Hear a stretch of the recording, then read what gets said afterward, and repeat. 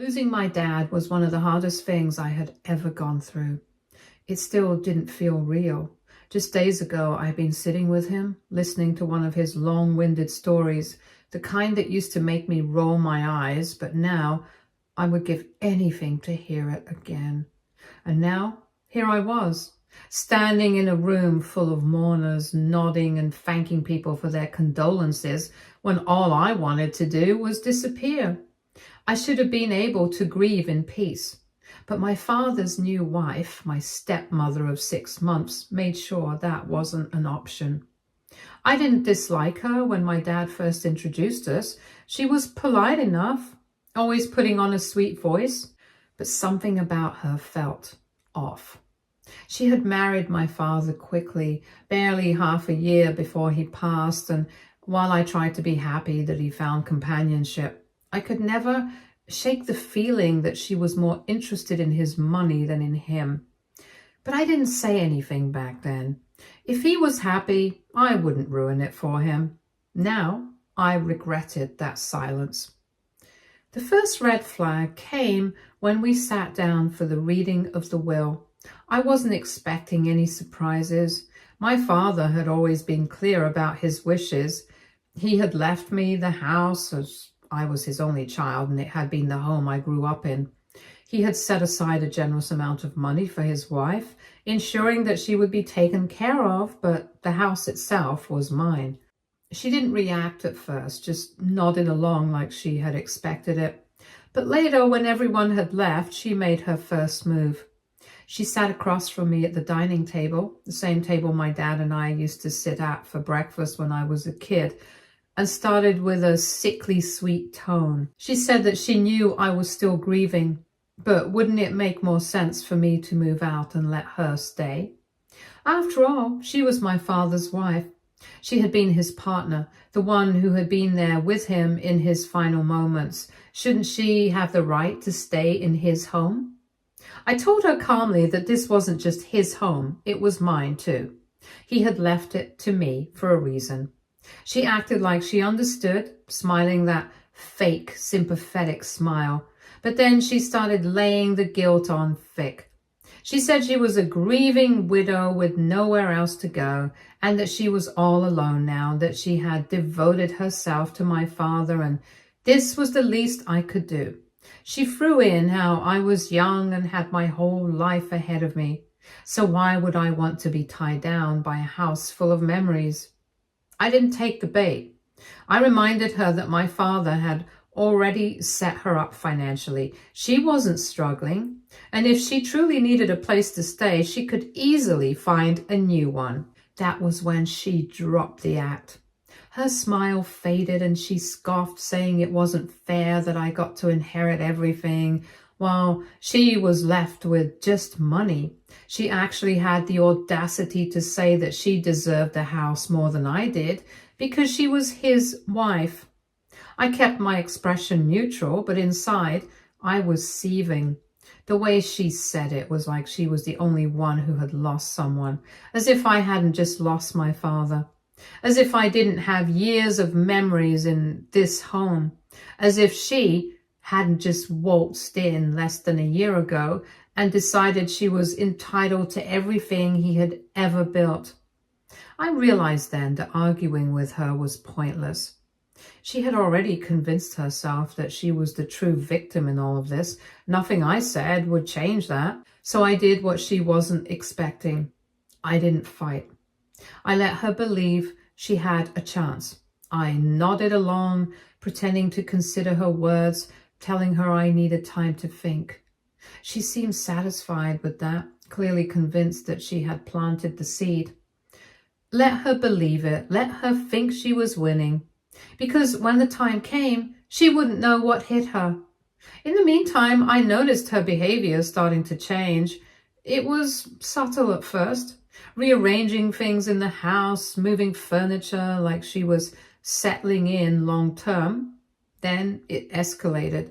She started acting like I was a guest in my own home, making little comments about how she could help me pack when I decided where I wanted to move.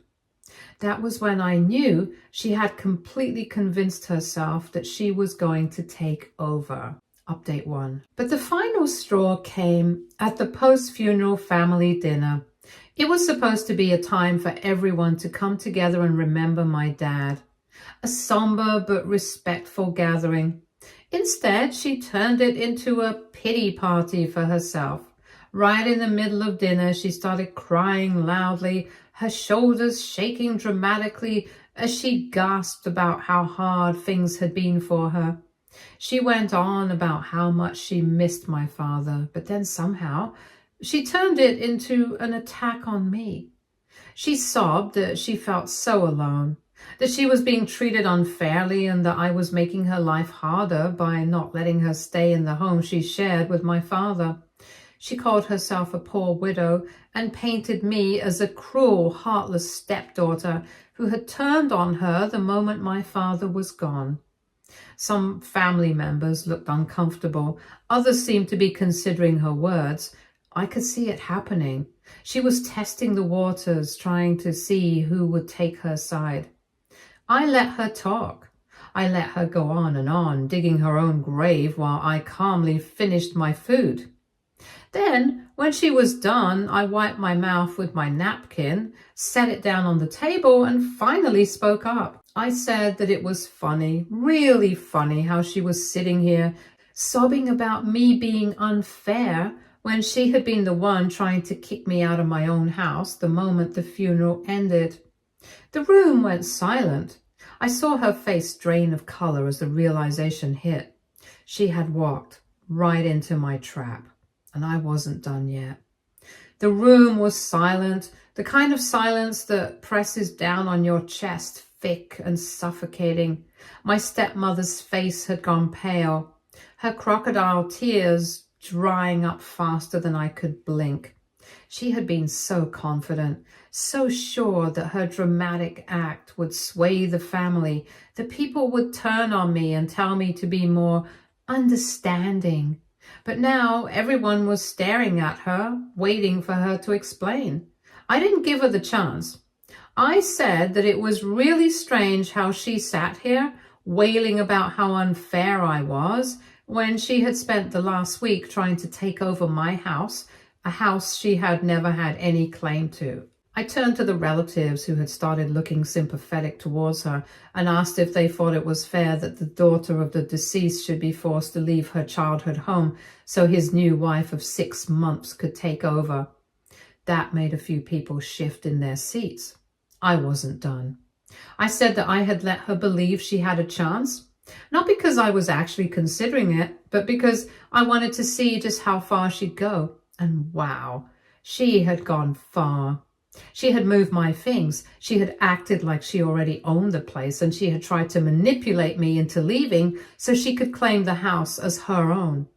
Her mouth opened and closed like a fish out of water, but she was speechless. Then came the desperate backtracking.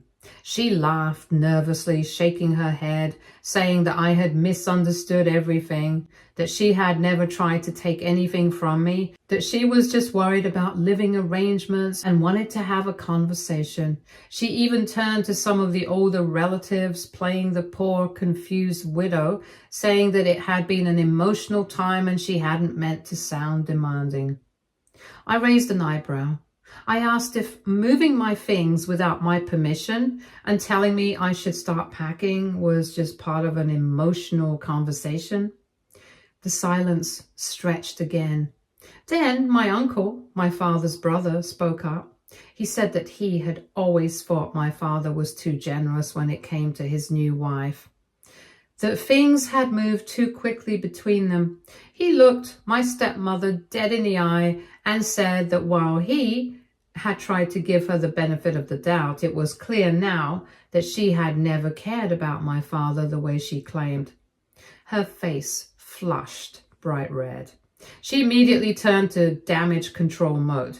She sniffled, shaking her head, saying that she loved my father more than anything, that he had meant the world to her, and that she was only feeling lost now because everything had changed so suddenly. She turned to me, her voice soft and fragile, saying that she had only ever wanted to find a way for us to coexist and that she had hoped we could be a family. I almost laughed. I said that if she had wanted us to be a family, she wouldn't have tried to steal my home the moment my father was in the ground. That was when she got angry. Her voice went sharp as she snapped that I was being selfish, that I was cold-hearted, that my father would be ashamed of me for treating his wife this way. That hit a nerve. I told her that my father wouldn't be ashamed of me. He would be ashamed of her for trying to manipulate me out of my own home. That if she really loved him, she would respect his wishes instead of acting like a vulture circling his assets. Gasps went around the table. She started crying again, real tears this time, not for sympathy, but out of frustration. She turned to my father's side of the family, begging for support, but no one took the bait. Even my more traditional relatives, the ones who normally would have sided with the idea of a grieving widow, weren't speaking up for her. Because at the end of the day, everyone could see what was really happening. Then came the final blow. I leaned back in my chair and said in the most casual tone that she had nothing to worry about because she wasn't homeless. She had a hefty inheritance thanks to my father. She could buy a place of her own, or if she really wanted to live in a home that belonged to a man she had married for just 6 months, she could always go marry another rich guy. The way her face twisted in pure rage was beautiful. She shot up from her seat, knocking her chair back, and stormed out of the dining room. No one followed her. I let out a breath and picked up my drink, taking a slow sip while everyone sat in stunned silence. Then my aunt, my father's sister, let out a chuckle. She said that my father would have loved that. Laughter rippled through the table, tension breaking, and just like that, dinner resumed. It was over, for now. Because I had a feeling she wasn't done, I had humiliated her in front of everyone, and someone like her, someone so convinced that they deserved more than what they had been given, wasn't going to just roll over. Update 2. After the family dinner fiasco where my stepmother had humiliated herself with her crocodile tears, I decided it was time to stop playing nice.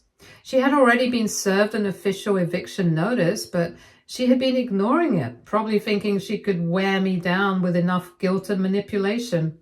She was wrong. I could just throw her stuff out. Legally, she couldn't touch me. The eviction was just an effort on my part to make a clean cut so she couldn't accuse me later on. That night, I made a few calls. I wasn't about to let her keep squatting in my house, pretending she had any claim to it. The eviction process had already been set in motion, but she was delaying the inevitable, and I wasn't in the mood to let her drag it out any longer.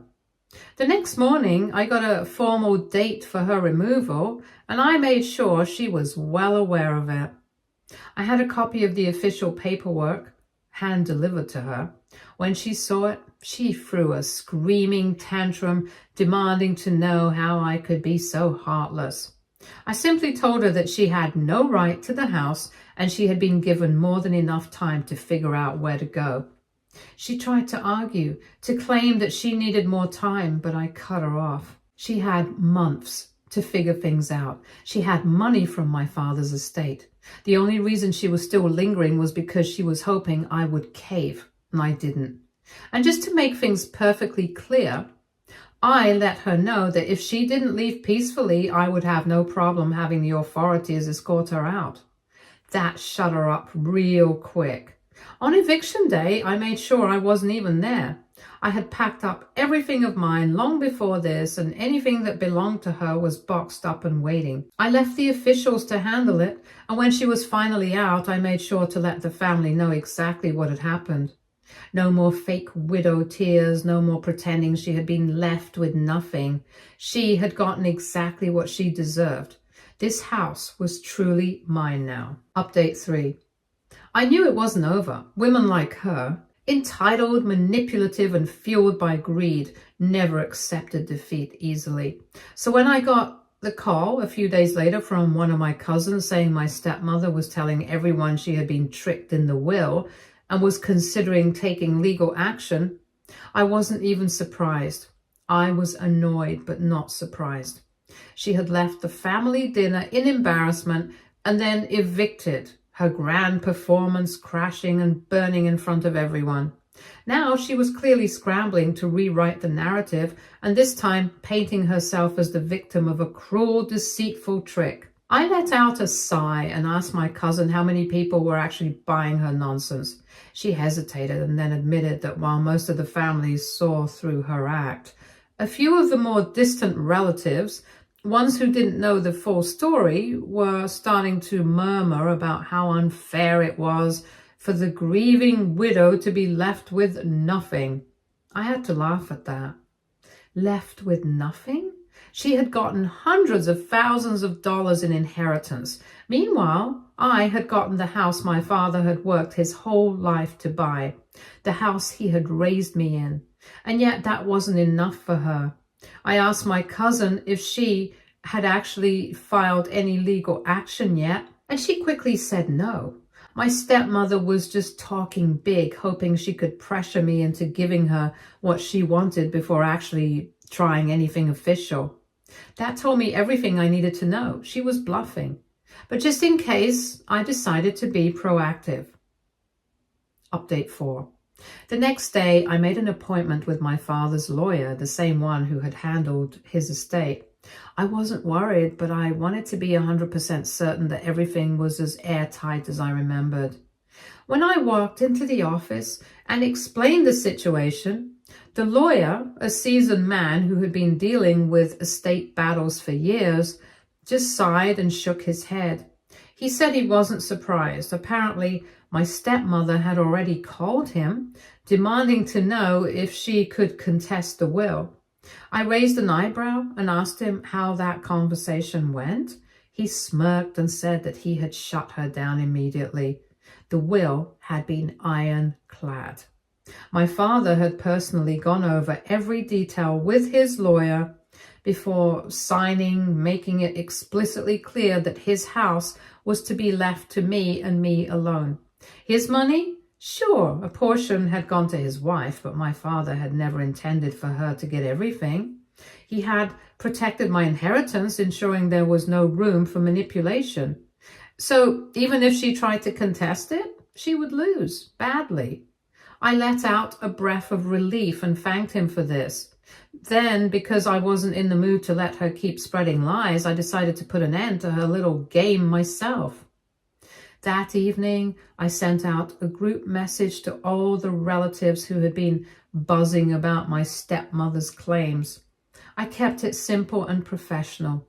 I let them know that I had just come from a meeting with the lawyer and that my stepmother's accusations were completely false.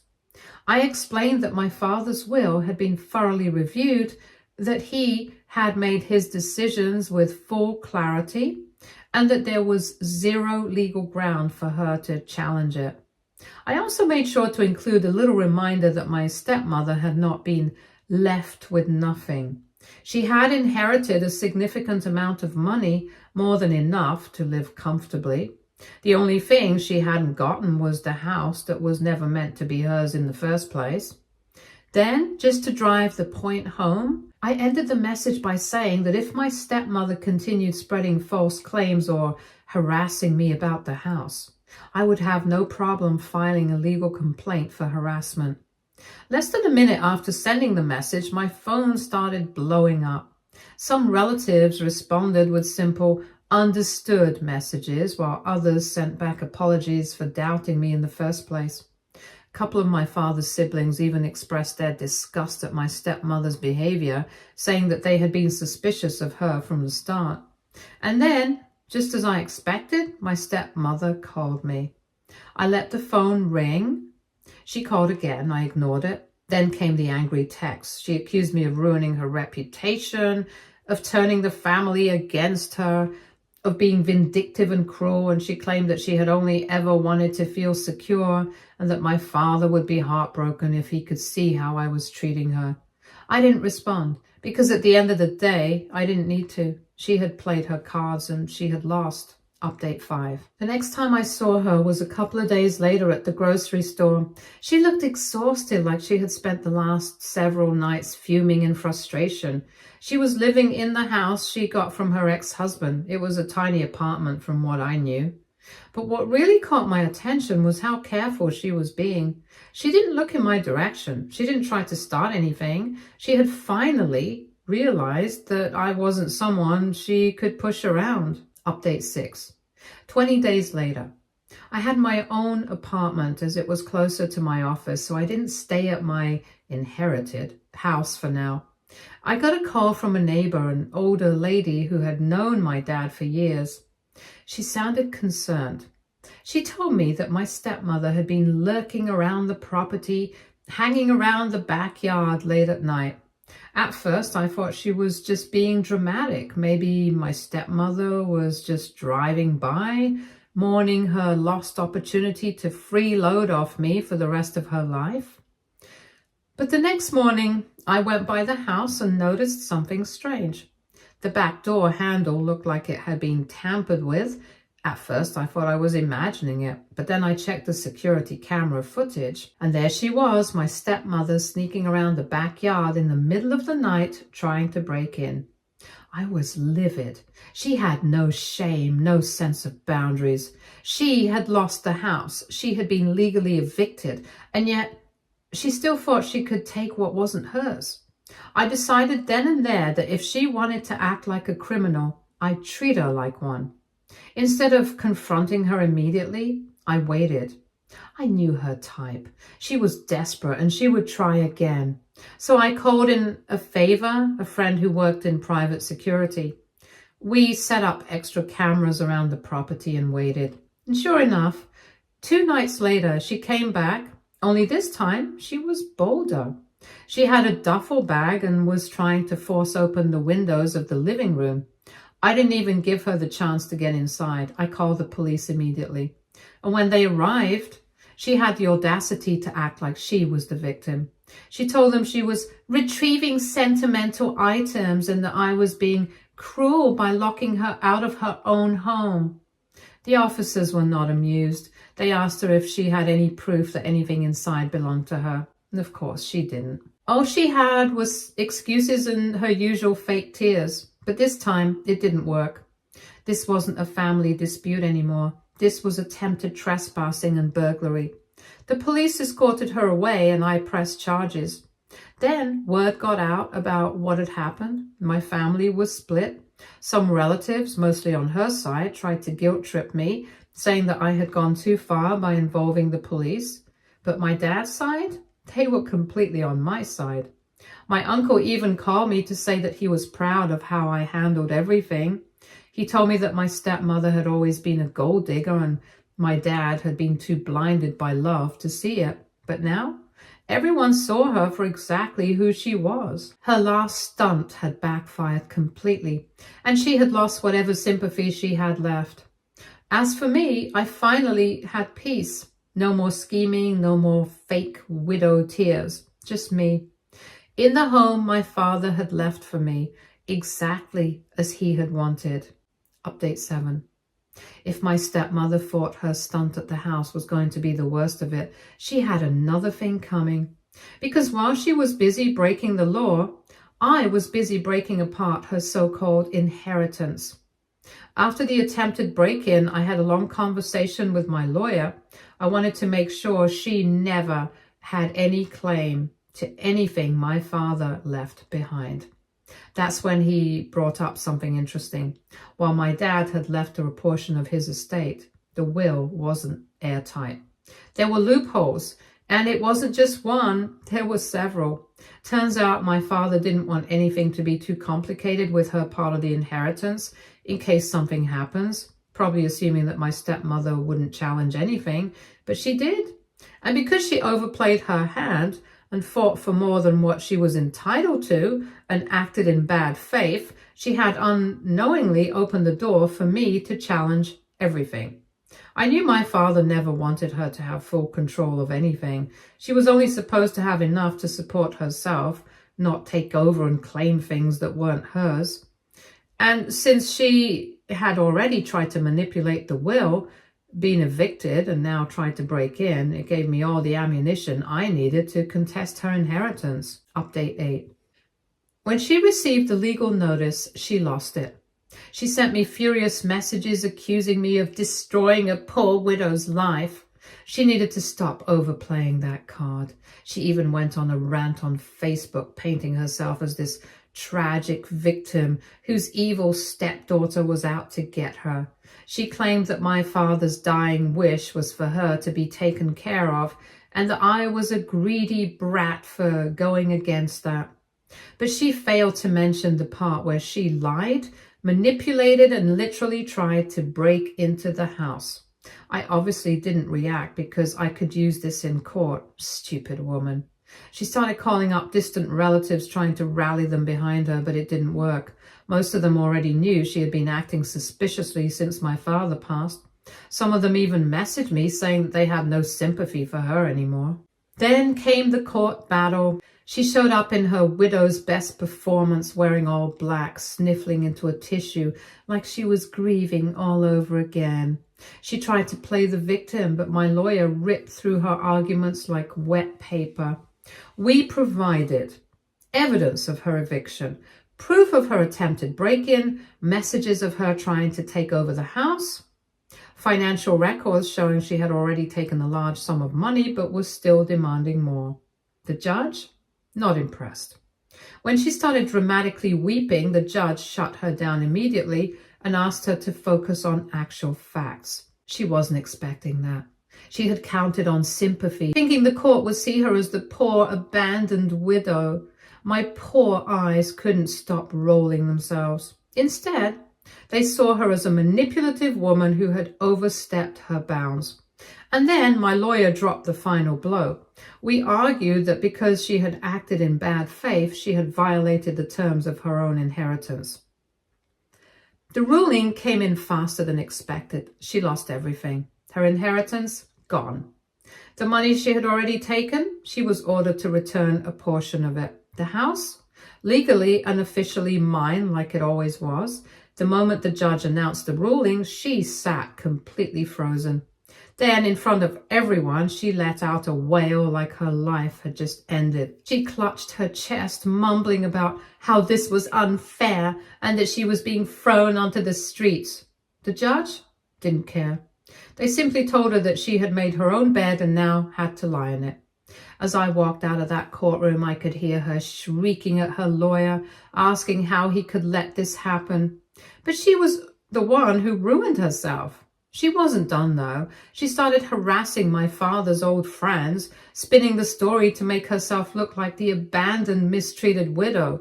I'm pretty sure she tried to flirt with them too, but it didn't work.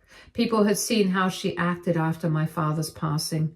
They knew she wasn't some grieving widow. She was a gold digger who got caught. Her own friends started distancing themselves from her. Some even called me to apologize, saying they had no idea how bad she truly was. She tried to shame me on social media, but by then, no one cared. I wasn't the villain in this story. She was. And the best part? She ended up having to move out of state because she had burned every bridge here. She couldn't show her face at any family gathering, and she couldn't manipulate anyone else into taking her side. She lost the house, she lost her inheritance, and most importantly, she lost the game she thought she was winning. I finally got to grieve my father in peace. No more drama, no more fighting. Just me in the house he left for me, knowing I had done exactly what he would have wanted. She thought she could take what wasn't hers. She thought she could steal from me. She thought she could bully and manipulate her way into my life. But in the end, she ended up with nothing. And I got everything back, just as it should be. Stay tuned for more stories from our girl relationships.